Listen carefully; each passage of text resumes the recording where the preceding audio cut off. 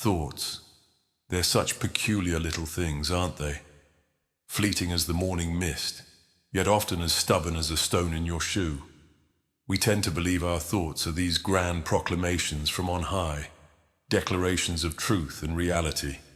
But what if I told you there's a subtle yet profound difference between allowing a thought and accepting a thought?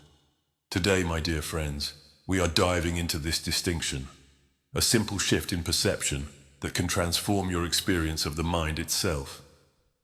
Let us begin with a powerful idea. Not everything you think is true. In fact, much of what passes through the corridors of your mind is little more than echoes, whispers of past fears, old insecurities, or just the noise of a restless brain. And yet we cling to our thoughts as though they are gospel, don't we? We let them define us, direct us, torment us. But what if, instead of accepting every thought as truth, we merely allowed them to exist, gave them room to breathe without handing them the keys to the kingdom?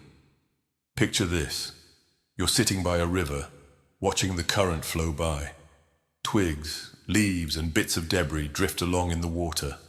Now, you could reach in, grab one of those twigs, examine it, hold it close, and ponder its meaning. That's what we do when we accept a thought. We take it as our own, as something significant, something to be held onto. But if you were wise, you'd simply sit back and watch the twig float by, wouldn't you? You'd let it pass. This is the essence of allowing thoughts. There's a wonderful story I like to tell. It's a simple one, yet it captures the point beautifully. I once knew a man named Henry, a brilliant writer who was plagued by doubt.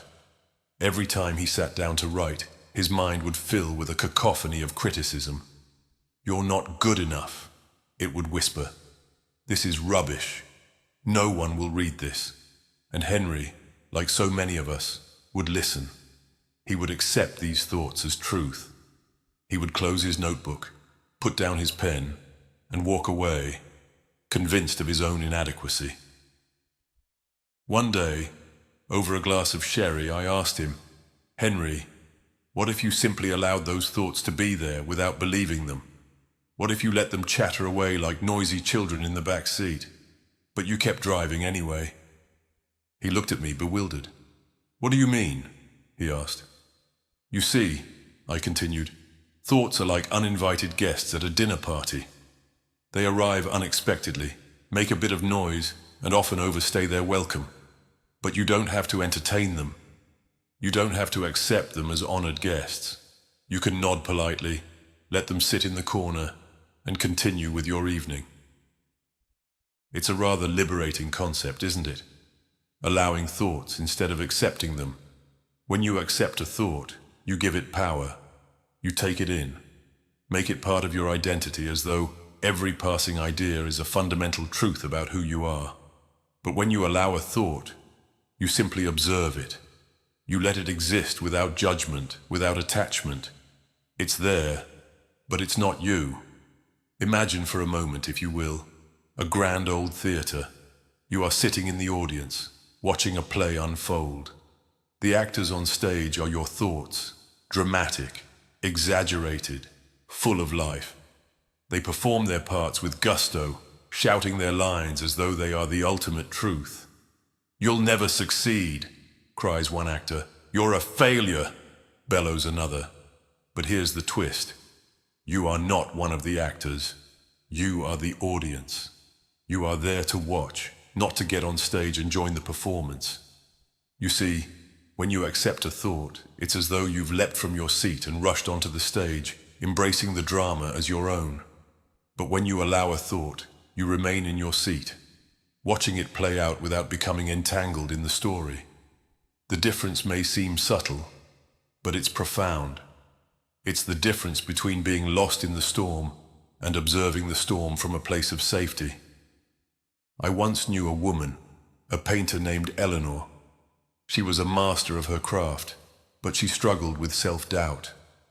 Every time she began a new piece, her mind would fill with thoughts of imperfection, visions of failure, and for years she accepted these thoughts as gospel. Her paintings became tentative, her brushstrokes hesitant, as though each mark on the canvas was an admission of her inadequacy. One day, in a fit of frustration, she decided to try something different. Instead of fighting the thoughts or accepting them as truth, she simply allowed them to be there. She let them swirl around her mind like autumn leaves caught in the wind, but she kept painting anyway. And do you know what happened? Her work flourished. Her canvases became bold, vibrant, full of life. She learned to coexist with her thoughts, without letting them dictate her art. You see, my friends, allowing thoughts is an act of defiance. It's saying, I see you, but I do not belong to you. It's choosing to live your life, not according to the whims of your mind, but according to your own deeper values, your own intentions. It's the difference between being a puppet and cutting the strings. There's a wonderful metaphor from ancient Zen practice. The mind is like the sky, vast and boundless. Thoughts are like clouds, passing formations that come and go. Some clouds are dark and stormy, others light and fluffy. But no matter how many clouds fill the sky itself remains untouched. It doesn't try to hold on to the clouds or push them away. It simply allows them to pass through. This, my friends, is the essence of allowing thoughts. So the next time your mind fills with noise, doubts, fears, insecurities, remember the sky. Remember that you are not the clouds. You are the sky, spacious and free. The clouds will come, and they will go, but you remain. In the end, allowing thoughts instead of accepting them is about freedom. It's about reclaiming your life from the tyranny of your own mind. It's about standing at the edge of the river, watching the current flow by, without feeling the need to reach in and grab hold of every piece of debris that floats along. And isn't that a more graceful way to live? To let the mind do what it does without letting it dictate who you are. To watch the play without becoming the actor. To see the storm without being swept away. So I leave you with this. The next time a thought arises, whether it's a whisper of self-doubt or a roar of fear, don't accept it as truth. Instead, take a step back. Allow it to be there.